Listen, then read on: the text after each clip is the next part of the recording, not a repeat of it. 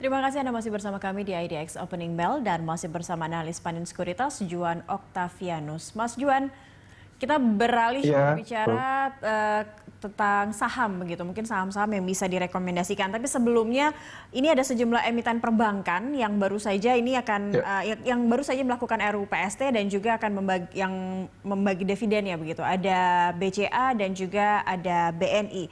Nah, ini pergerakan ya. sahamnya seperti apa dan semenarik apa bisa disasar oleh para pelaku pasar dan mungkin rekomendasi Anda untuk saham perbankan dan khususnya untuk kedua saham dari BBCA ataupun BBNI ini? Ya, jadi kalau kita melihat dari sisi dividen ya tentu akan jadi menarik karena memang kan kalau di bulan-bulan ini memang dari pelaku pasar khususnya yang bermain dividen play pasti lagi aktif ya terkait dengan Tebar hal ini. dividen ya. Nah, ya betul. Namun kalau kita melihat memang dengan rasio dividen yield pasti akan tidak semenarik dibandingkan tahun sebelumnya nih.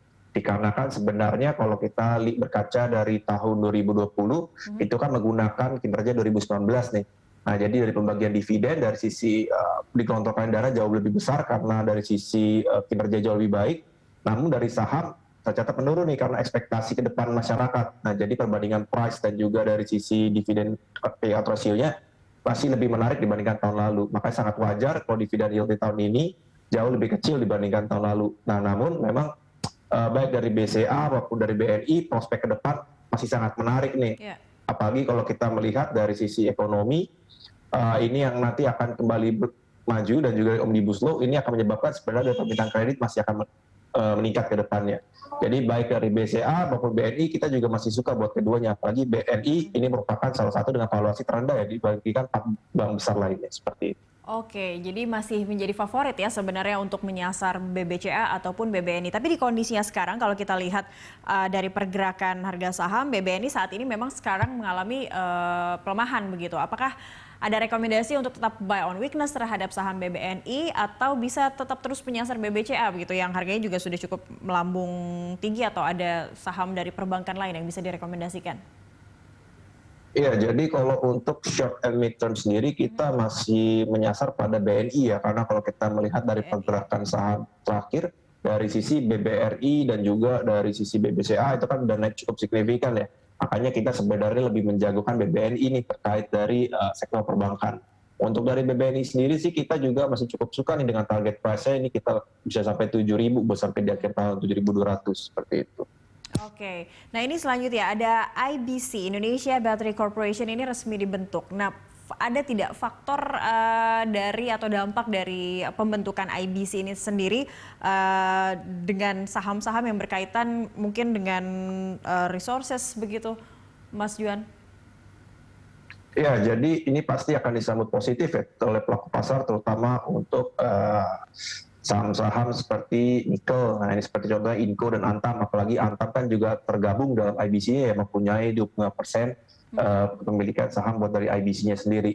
Nah, cuman yang memang kita lihat kan untuk dari euforia terkait IBC ini sudah capture nih dari beberapa bulan ke belakang. Ya. Jadi harus ada realisasi terkait dengan berita seperti contohnya misalnya gerakan buat dari pembangunan pabrik atau dari investor yang masuk, ini akan menjadi sebenarnya atas positif terkait dengan pergerakan harga sahamnya gitu. Untuk announcement sendiri sebenarnya udah pasti terkait dengan harga Antam maupun dari Inco-nya seperti itu.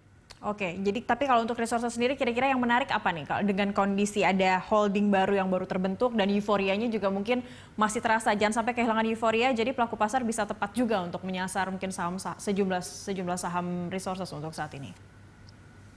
Untuk dari saham resources sendiri kita masih suka buat dari base-nya nikel ya. Kita rasa buat dari long term-nya ini akan sangat menarik apalagi melihat dari peningkatan industri dari mobil listrik sendiri. Nah, ini kan bukan salah satu bahan baku ya buat dari sisi baterai.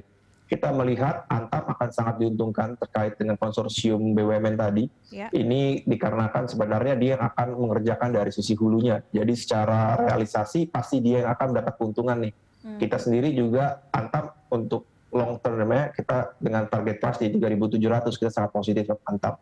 Untuk Inco sendiri kita juga suka dikarenakan sebenarnya dari sisi infrastruktur ini mereka udah ready terkait dengan bahan baku mobil listrik karena kan bahan baku listrik itu adalah dari sisi nikel class 1 atau biasanya orang menyebutnya nikel sulfat nih. Ya. Nah, ini kan si Inco sendiri sudah mempunyai smelter dan membuat nikel matte ya. Nikel matte ini kan yang membuat dari bisa dibikin ke nikel sulfat. Nah, jadi kita rasa dari kedua emiten ini akan dapat dampak positif ya terkait dari perkembangan mobil listrik dan juga dari perkembangan IBC ini seperti itu. Baik, kecipratan dampak positifnya begitu ya. Baik, terakhir singkat saja Mas Juan, ini kita sudah memasuki bulan April menjelang Ramadan, kira-kira mungkin ada saham-saham yang bisa direkomendasikan yang menarik begitu bagi para pelaku pasar?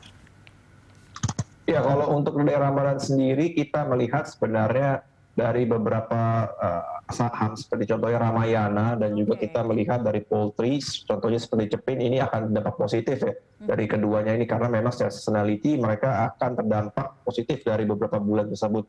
Jadi kita rasa untuk Ramayana juga sendiri ini akan berdampak positif dan juga dari Cepin akan berdampak positif seperti itu. Baik, ada Ramayana dan Cepin ya. Baik, terima kasih banyak Mas Juan telah bergabung bersama kami pagi ini di IDX Opening Bell.